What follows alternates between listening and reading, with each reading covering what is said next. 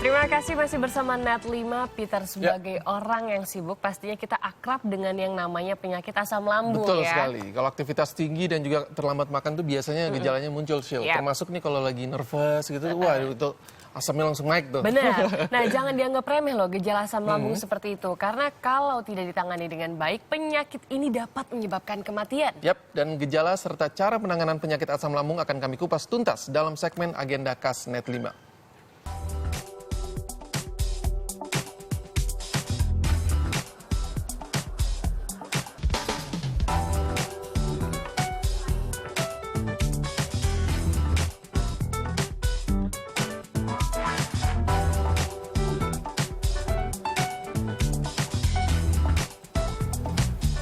Pola makan yang tidak teratur serta tingkat stres yang tinggi kerap terjadi pada masyarakat ibu kota. Inilah yang menyebabkan naiknya asam lambung. Asam lambung jika tidak segera diatasi akan berakibat fatal. Bahkan yang terparah dapat menyebabkan kematian.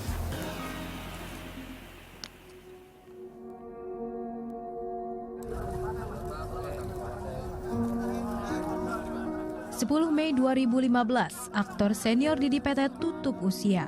Terkenal karena perannya sebagai Kabayan, Didi Petet meninggal pada usia 58 tahun. Kang. Saya juga nih. Sebelum menghembuskan nafas terakhir, ia sempat mengeluhkan gangguan pada perutnya.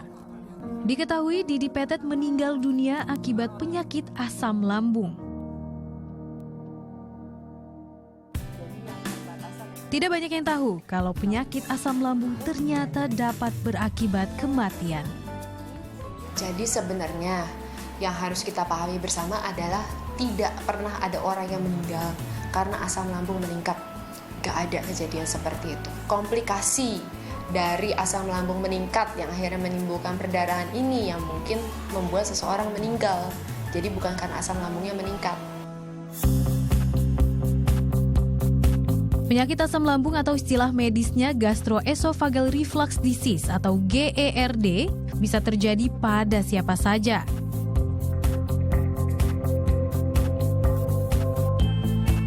Enak, terus bau muntah rasanya, terus nggak enak sih, keringetan kayaknya nggak enak banget badannya. Itu perut ngerasa melilit, mual, perih. Setelah itu saya cek ke dokter, setelah ke dokter dikasih obat tapi masih tetap muntah. Pernah juga sampai disuntik sih, tindakannya pernah sampai disuntik di rumah sakit. Terus habis itu udah disuntik baru nunggu reaksi obatnya baru agak mendingan, baru bisa makan.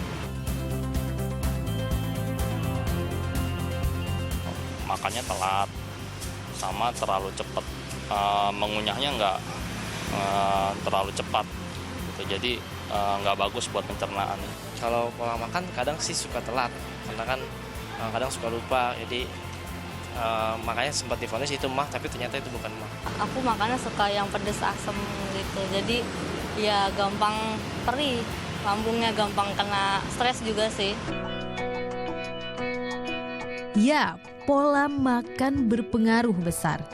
Naiknya asam lambung umumnya disebabkan oleh tidak berfungsinya lingkaran otot pada bagian bawah kerongkongan. Lingkar otot ini berfungsi sebagai pintu otomatis yang akan terbuka ketika makanan dan minuman turun ke perut. Jadi asam lambung itu sebenarnya sesuatu yang normal yang dihasilkan oleh lambung. Lambung kita itu letaknya kira-kira di sini. Nah, kemudian untuk kondisi normal, lambung itu kan ada selaput lendir yang melapisi. Nah, selaput lendirnya itu salah satu fungsinya adalah untuk menghasilkan asam lambung. Naiknya asam lambung ditandai dengan sensasi terbakar pada bagian dada atau nyeri ulu hati. Mulut serta kerongkongan terasa tidak enak. Penanganannya segera temui dokter penyakit dalam bila gejala mulai terasa. Jangan keliru, banyak yang mengira penyakit ini serupa dengan penyakit MAH. Ada kesamaan, namun penyakit ini berbeda. Istilah umum sebenarnya kalau MAH itu pasti asam lambungnya meningkat gitu. Nah, tapi gejala MAH ini macam-macam. Ada yang dominan nyeri di mana asam lambungnya meningkat banget, ada yang lebih dominan kembung di mana gasnya yang lebih meningkat gitu. Jadi sebenarnya secara umum MAH itu memang asam lambung meningkat gitu. Cuman mana yang lebih dominan gitu. Mencegah lebih baik dari mengobati. Selektif memilih makanan jadi kunci utama hindari penyakit asam lambung.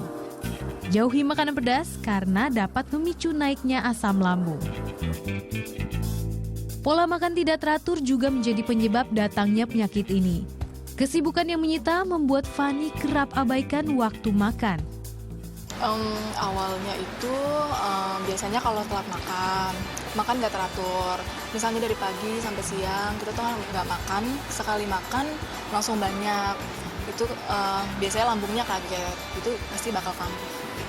Atau makan yang asam, pedes-pedes, terlalu pedes juga nggak boleh.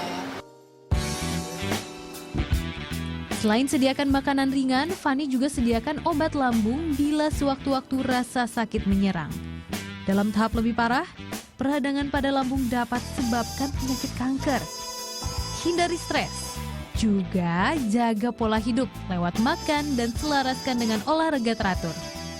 Atur berat badan ke angka ideal, karena obesitas menjadi pemicu naiknya asam lambung. Delvian Nazari, Muhammad Derajat melaporkan untuk NET.